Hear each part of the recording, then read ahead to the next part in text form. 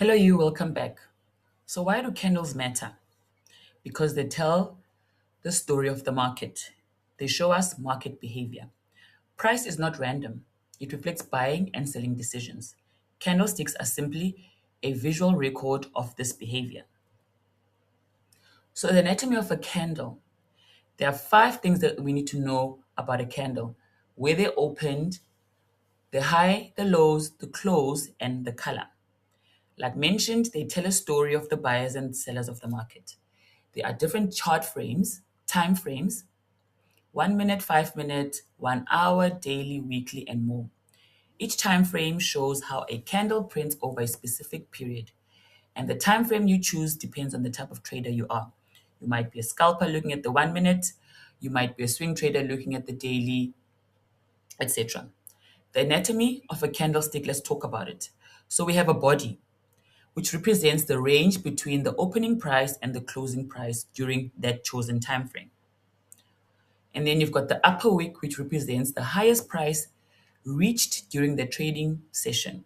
Then you've got the lower wick, which represents the lowest price reached during that trading session. Right. So the color, a bullish or a green candle means, like we have over here, the price closed higher than it opened, indicating buying pressure. So it opened low and closed high, which means there's an upward movement, there's a bearish movement, right? I mean, a bullish movement. And then when we're speaking the red or the bearish candle, the price closed lower than it opened, indicating selling pressure. So it opened high, then it closed low, it poured down. So that knowing these candles, the colors, where it opened, where it closed, makes you understand your chart and gets you to be able to analyze what is going on in the market. Now let's speak about bullish versus bearish, right? So we can know who is in control. When we are in getting into trading, we prefer trends, right? We want an upward trend or a downward trend. So we always want to know who is in control. And again, the candles are the things that tell us the story about what is actually going on. So if we look at the top row, the bearish row, where the sellers are basically in control, right? So sellers close price lower. And then the bottom row is where it's bullish, buyers close price higher. So if we're looking at that first red candle there, it's strong. It has no wicks. There's strong selling pressure, right? It's good. So if you are in a downtrend or you want to buy puts, you want to get into put contracts, that's kind of a base candle. There's high momentum, high volume. The sellers are up. They are pushing the price down, and you like to see those type of candles. So if you're still on the bearish candle and then you see a long bottom wick, you need to be cautious because it can indicate that the buyers are stepping in and sell and the selling is weakening. Because as much as that the sellers wanted the price to move down, the buyers were able to push it up. So be cautious when you see that long bottom wick in a bearish trend or candle. Then the next one, it's got wicks at the bottom and at the top. It's got a body. So the sellers did win because it's red. That's the color of it. However, again, be cautious because there's a bit of indecisiveness. We don't know who's strong at the moment when we see that candle. All right. And then on the bearish candle again, which is the last one on the top row, you see a long upper wick. Means that the price moved higher, but the seller stepped in and pushed the price down before the candle closed, which means it's strong. You are happy if you are in a put because it means that, okay, the sellers are still strong. The buyers did try, hence that long wick. They tried to go up, but then it was rejected and then down it went. Okay. And then at the bottom one, where we're looking at the green candles, again, we've got a strong body. Yes, that one has wicks, but they're not long wicks. So the buyers are strong. We've got small. I mean, no wicks would be base, but I mean that's still a strong bullish candle. Okay, and then the second one there, where we've got a long bottom wick, while we are bullish, suggests that the sellers pushed price down, but the buyers regained control. So again, it's a strong candle. It means that, okay, the buyers are strong. The sellers did try to go down, push the price down, but the buyers were like, no, no, no, no, no, we are pushing this price up, right? Then again, we've got the indecision candle, long wick up, long wick bottom, and the body. Be cautious, just watch out, look what's going on in the trend if you are in a bullish position, okay? And then the last one on a bullish candle, a long top wick suggests that buyers tried to push the price higher, but the seller stepped in, right? So again, be cautious. The sellers could be up, wanting to change the direction of the trend that you are in, which was in this case was a bullish trend. So knowing your candles help you kind of analyze and see how to get in, how to exit. Obviously, other things come into play like levels, etc. But knowing how to read the candles is very, very important. Now, here again is an example of what the bears and the bulls would look like in an actual chart. This is an IWM ETF. So, again, candles tell us the momentum, rejection, and the indecision. Long bodies equals momentum. We want a good body with minimum wicks. Long wicks means there's a rejection. Small bodies mean that there is indecision, right? So here we've got an IWM. So if you look there around 11 a.m. by that green top line there, you see that we had a bit, the trend was kind of moving upwards a little bit, right? Yes, it's in a range, but let's say in this case, there were green candles and it was moving up. Then at the top there, we've got a bearish candle with a long top wick and a small body. That tells us what? That the buyers are losing momentum and that the sellers are starting to come, right? And then what do we have after that? We've got a strong red full body candle with minimum wicks. And then we've got another one. And then we've got another one, which means here the sellers are up. They want to push this price down. They keep pushing, they keep pushing. And then yes, there are some pullbacks as you can see there around 12ish. There are pullbacks, but they're not strong candles. And then we keep getting more big bodied candles with minimum wicks. So if you're in this trade, you're confident, you've got your strategy in place, you're like, okay, this is a downtrend, and then you keep sitting in it, and then round about 2 p.m. ish, there's a level there that was rejected. And then what do you get next? You get a strong green candle, no wicks. Almost looks like that the trend is over. Does look like the trend is over. The downtrend is over at least. So it indicated to you that, okay, there was a level there that was rejected. And now the buyers are starting to be like, okay, we want to push price up again.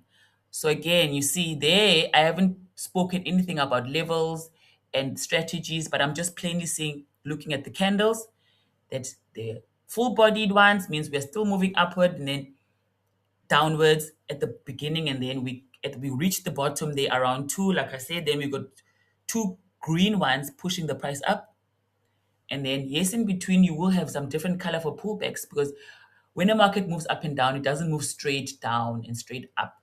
There are some pullbacks that you'll get to understand when you're in the market, but again, just if you can simply just understand candles, you kind of understand what I mean, especially after the previous slide, right?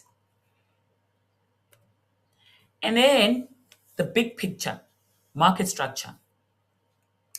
So when we're trading, we want to trade in trends. We want an uptrend or a downtrend. A range is a bit a difficult thing to trade. But what we're trying to get there, what I'm trying to explain here is that market structure is important. This diagram here shows market structure across different time frames. Price moves by making higher highs and higher lows in an uptrend, and lower highs and lower lows in a downtrend. The smaller time frames, like the 1 hour, move inside the larger ones, like the 4 hour and the daily, but they all follow the same structure. Understanding this helps you see that overall trend and avoid trading against it. So Previously, we were looking at candles specifically. Now we're looking at market structure, the big picture. Because when you trade intraday, you want to know, is the trend overall an uptrend or a downtrend? So you can know how to place your trades, your mini trades in your mini time slots within the bigger time slot. So here I just wanted to show you that there's an 1 hour which is within a 4 hour, which is within a daily. And this diagram for me represents that you see those movements like the black 1 hour time frame. There's an up, down, higher, high, higher lows, higher, high, higher lows that are moving within the bigger structure, right? So just know that. And as an intraday trader, we trade those small movements within the bigger movements. Those small movements, we look at them through our candlesticks, and then but the upper trend, we kind of want to trade towards the direction, right? So again, market structure is the context, and then the candles are the detail. So micro versus macro, if you understand that language. And then higher time frame bias. The higher time frame sets an overall direction and defines the market environment. The key functions of higher time frame shows the dominant trend, highlights major swing highs and lows, identifies strong support and resistance levels, marks major break of structure levels. Higher time frames are the map of the market. It tells you the price, where price is likely to go, and which levels truly matter. Lower time frames give you precision.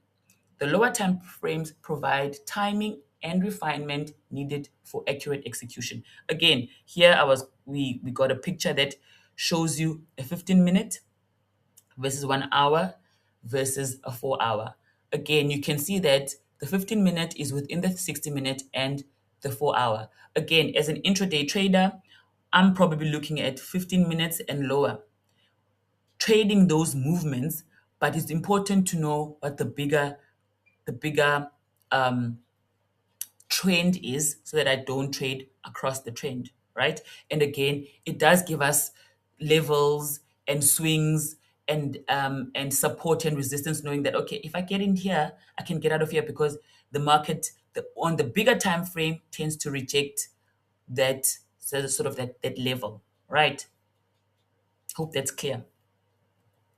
Again, support and resistance. So price remembers levels. We don't predict, we observe. And again, where do we get these levels that I'm showing here as price and resistance? On the higher time frames. We trade in the micro levels, but we definitely get our map from the macro levels. Because price remembers levels, we don't predict, we observe reactions. So support and resistance are price levels on a chart that act as barriers, preventing the price of an asset from getting pushed in a certain direction. These levels are established by the market supply and the demand. So here simply, you can see within these levels is where price reacts. So price goes up and then there's a resistance that kind of like holds it and then it goes down again, it's supported. So normally or usually as an intraday trader, we trade in between these levels. Swing traders, there's another thing. They look at higher time frames, but really there are levels that the market always sort of like hits, and the higher time frames help you look at those markets, look at those levels in the bigger market structure when you want to trade in the small sort of like time frames. So here we have support and resistance levels that when you are starting your trading and you're charting, you're going to get to learn about levels because they become important in your trading so that you can know how you're moving to where you're moving, where are your profit levels, and where do you enter and where do you exit. So orders and candles. Orders are instructions to the broker based on what price is doing on the chart. A market order represents immediate execution, and a limit order is a better price but not guaranteed.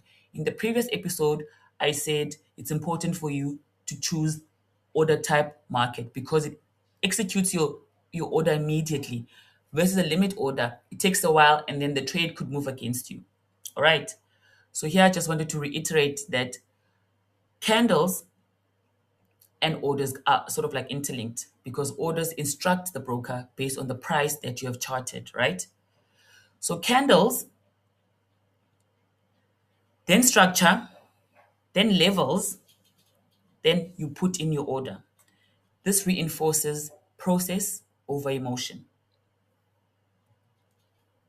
In, so we encourage replaying of charts, not rushing trades. Paper trading, back testing will help you, and also seeing how different tickers react, getting to know your levels, getting to know your markets. Slow down and learn price. Take it easy. See you on the next.